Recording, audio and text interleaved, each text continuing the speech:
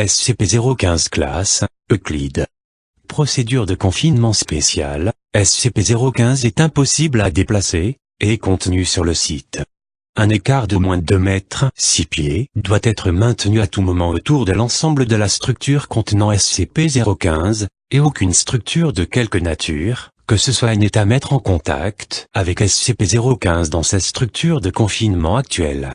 L'exploration est permise, mais seulement par équipe de 3 avec des lignes de sécurité complètes et le suivi GPS.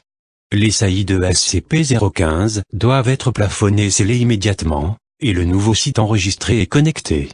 Aucune action agressive ne doit être entreprise à l'intérieur de SCP-015. Les outils manuels ou électriques ne sont pas autorisés n'importe où dans SCP-015.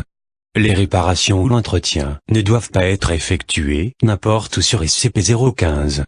Description: SCP-015 est une masse de tuyaux, d'évents, de chaudières et autres divers appareils de plomberie qui remplissent un entrepôt en groupe de symboles. Les tuyaux semblent croître lorsqu'ils ne sont pas observés, et tentent de se connecter à des structures proches par l'intermédiaire des réseaux d'égouts et de plomberie souterraine. SCP-015 contient, à l'estimation actuelle, plus de 120 miles, 194 km, de canalisation, de diamètre allant de 2,5 cm à plus de 1 mètre. Certains tuyaux semblent être nouveaux, tandis que d'autres sont rouillés et fuient.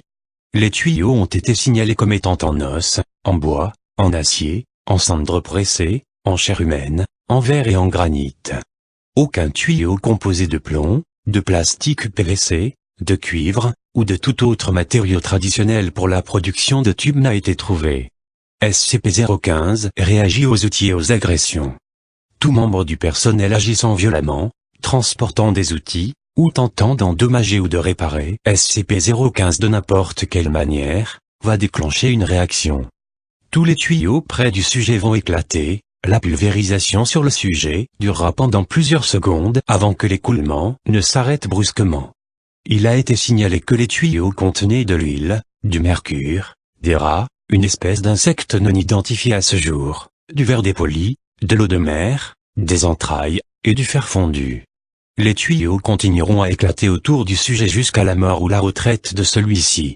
SCP-015 a été ramené à sa structure actuelle après avoir été fixé à 11 autres structures dans la zone. Actuellement, 11 membres du personnel ont été tués, et 20 autres sont toujours portés disparus.